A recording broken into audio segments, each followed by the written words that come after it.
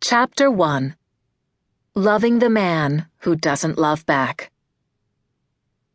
It was Jill's first session, and she looked doubtful.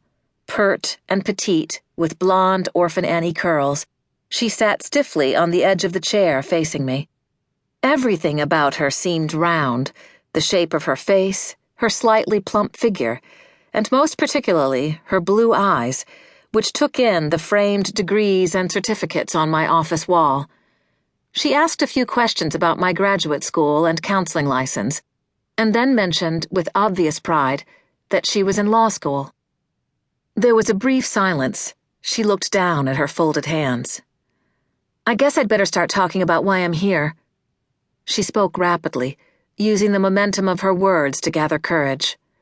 "I'm doing this, seeing a therapist, because I'm really unhappy. It's men, of course. Me and men. I always do something to drive them away. Everything starts out fine. They really pursue me and everything, and then, after they get to know me..." She tensed visibly against the coming pain. "It all falls apart." She looked up at me now, her eyes shining with held-back tears, and continued more slowly. "I want to know what I'm doing wrong. What I have to change about me, because I'll do it. I'll do whatever it takes. I'm really a hard worker." She began to speed up again. "It's not that I'm unwilling, I just don't know why this keeps happening to me. I'm afraid to get involved anymore. It's nothing but pain every time. I'm beginning to be really afraid of men." Shaking her head, the round curls bouncing, she explained with vehemence, "I don't want that to happen because I'm very lonely. In law school, I have lots of responsibility, and then I'm working to support myself, too. These demands could keep me busy all the time. In fact, that's pretty much all I did for the past year: work, go to school, study, and sleep. But I missed having a man in my life." Quickly, she continued. "Then I met Randy when I was visiting friends in San Diego 2 months ago. He's an attorney, and we met one night when my friends took me out dancing. Well, we just hit it off right away. There was so much to talk about, except that I guess I did most of the talking. But he seemed to like that.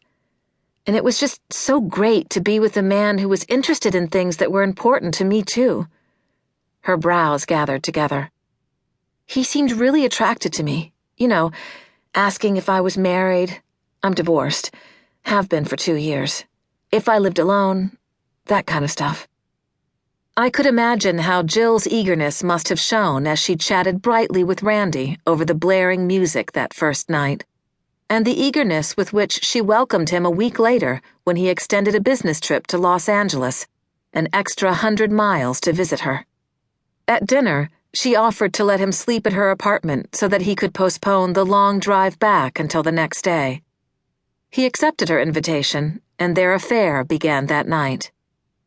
It was great. He let me cook for him and really enjoyed being looked after. I pressed his shirt for him before he dressed that morning. I love looking after a man. We got along beautifully." She smiled, wistfully. But as she continued her story, it became clear that Jill had almost immediately become completely obsessed with Randy. When he returned to his San Diego apartment, the phone was ringing. Jill warmly informed him that she had been worried about his long drive and was relieved to know he was safely home. When she thought he sounded a little bemused at her call, she apologized for bothering him and hung up. But a gnawing discomfort began to grow in her, fueled by the awareness that once again she cared far more than the man in her life did. "Randy told me once not to pressure him, or he would just disappear. I got so scared. It was all up to me. I was supposed to love him and leave him alone at the same time. I couldn't do it. So I just got more and more scared. The more I panicked, the more I chased him." Soon, Jill was calling him almost nightly.